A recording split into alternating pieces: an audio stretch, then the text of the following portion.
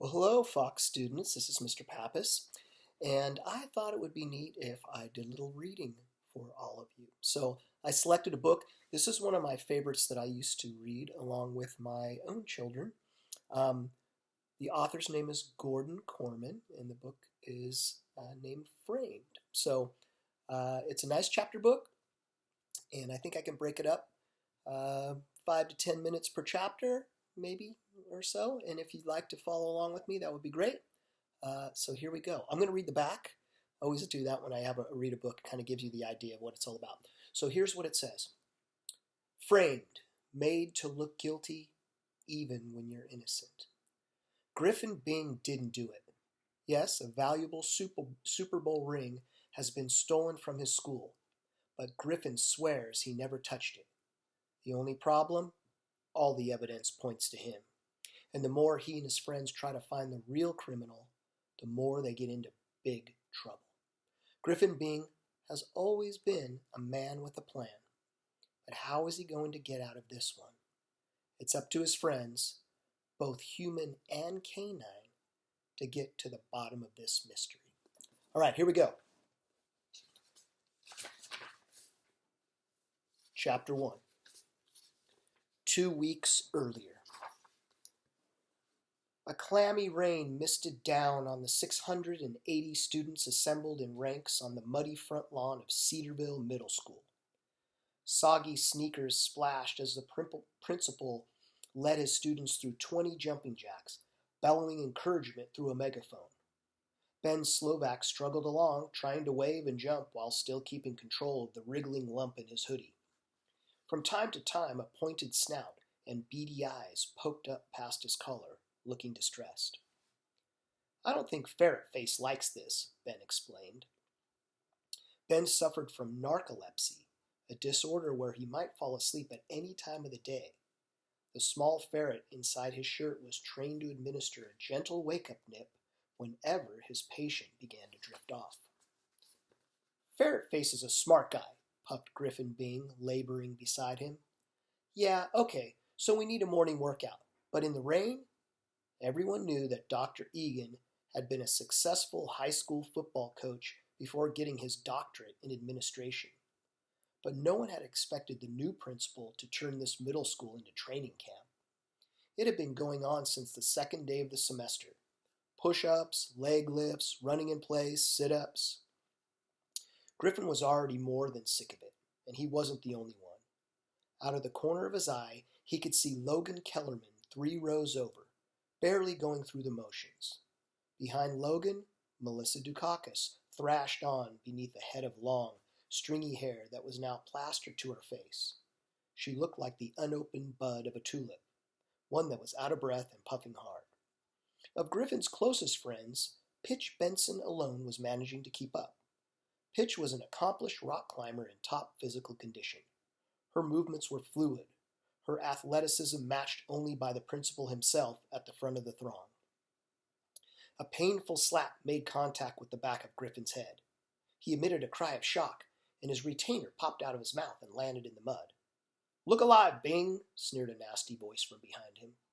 Under any other circumstances, Griffin would have stood right up to Darren Vader, his archenemy. But right now the priority was to save the retainer. His parents had made it clear that he was to guard the expensive dental appliance with his life. He dropped down to his knees, scanning the wet grass. Where is it? All around him, flying feet stomped and flailed. Nobody move, Griffin shouted.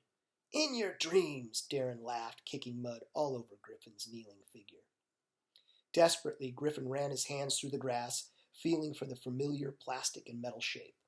Nothing. Ben, Griffin tried. Can you help me find my retainer? That's disgusting, Ben exclaimed suddenly. What are you talking about? Ben was staring inside the collar of his hoodie. Ferret Face just threw up on my stomach. It might be motion sickness, offered Savannah Drysdale, who knew more about animals than anyone in town.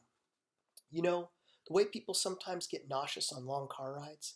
Poor little guy. It's not his fault. Ferret Face peered up out of the shirt with a grateful burp. But it's gross, Ben complained. Darren brayed a laugh. Too bad they don't make little barf bags for ferrets.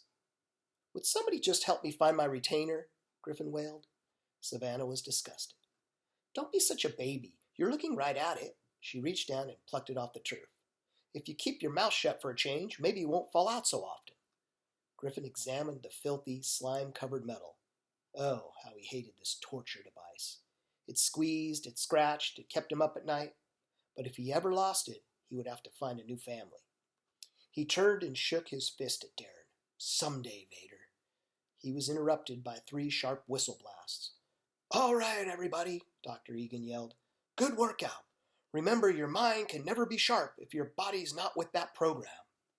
We'll make something out of you couch potatoes yet. Now listen up, because I got big news. An uncomfortable murmur rippled through the crowd.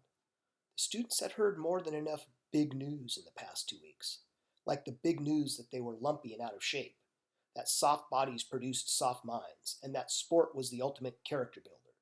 They'd been told that homeroom would be replaced by 20 minutes of morning calisthenics, and that they were all going to get healthy, even if it killed them. The only news I want is that we don't have to do this anymore, Ben murmured. How come we can't hear this news inside, where it's nice and dry? Savannah muttered under her breath as the rain turned to a steady drumming on their heads. If I catch cold, warned Logan, who had just landed the lead in the school play, Hail Caesar, I won't be able to project my voice to the back row of the auditorium. How many of you know, Dr. Egan asked, that Art Blankenship was a local boy from right here in town who graduated from this very school back when it was the old Cedarville High? Not a single hand went up. Who's Art Blankenship? Whispered Pitch. Griffin shrugged and tried to clean off his retainer by wiping it on his pants. That's another thing we all have to learn, the principal exclaimed. Pride. Art Blankenship was the assistant linebacker coach of the 1969 Super Bowl champion New York Jets. You'll never guess what I found behind a stack of toilet paper rolls in the custodial supply closet. He held up a small, shiny object that no one could really make out. This is Art Blankenship's Super Bowl ring, the real deal. There was a smattering of applause.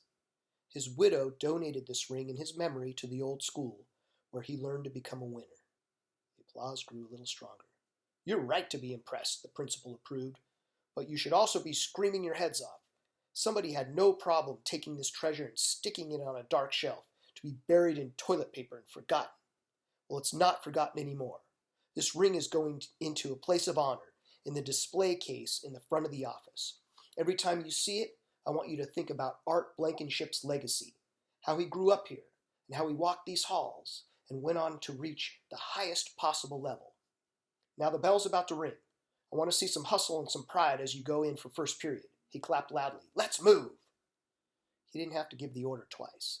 There was a stampede for the door as the students rushed to get out of the rain. Just as Griffin was about to step inside, the new principal barred his way. Griffin Bing, I'm not blind, you know. Do you think I didn't see you out there, goofing off, crawling around on the grass? Don't deny it. You got mud on your knees. Sorry, said Griffin, reddening. My retainer fell out, and I was having trouble finding it. What with all the rain and all. There are no excuses, only results, Dr. Egan interrupted impatiently. It's true in football, and it's true in life. Don't think I don't know about you. Your reputation speaks for itself.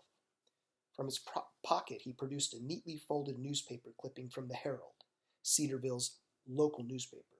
The article read, Youth Crime Wave in Safe Cedarville. We may think of youth crime as a problem of New York City and places like it, but how many of us are aware of our own little crime wave right here in sleepy Cedarville? I'm not talking about mischievous doorbell ringing or unpleasant graffiti. That's kid stuff for our local heroes. How about the theft of valuable zoo animals or a baseball card worth nearly $1 million? The police have so far decided to look the other way, so this paper is restricted by law from naming names. But the perpetrators are still among us, sitting in our classrooms, befriending our kids and, for all we know, planning their next caper. Griffin looked up, too horrified to read on. The article was about him and his friends. The principal fixed his piercing eyes on Griffin. You're regular celebrities around here, you and your buddies. It's not true, Griffin managed in a strangled voice. I mean, it all sort of happened, but not like it's written there. How could he even explain it? Yes, he and his team had pulled off 2 zoo breaks and a baseball card heist. Yet what this football coach principal could never understand was that, in all those cases, Griffin and the team had been fighting for fairness. Sure, a few laws had been broken, and the police had gotten involved, but none of the team members had ever been charged with any crime. In the end, the authorities had always been able to see that Griffin and his friends had only been trying to do the right thing. I'll let you off with a warning this time, Dr. Egan concluded, but remember, I'm watching you, and make sure your accomplices know I'm watching them too. Ben was waiting for Griffin in the main hallway. What was that all about? Griffin burned with resentment. It was about chewing us out for what we haven't done yet. Did you know that crazy old bat Celia White wrote an article in the Herald that pretty much calls us criminals? Ben flushed. My mother reads Celia White every week. I just about lost an eardrum on that one. Yeah? Well, now it's Egan's new Bible. Griffin rolled his eyes. The guy just made 700 kids do jumping jacks in the monsoon, and we're the ones who need watching?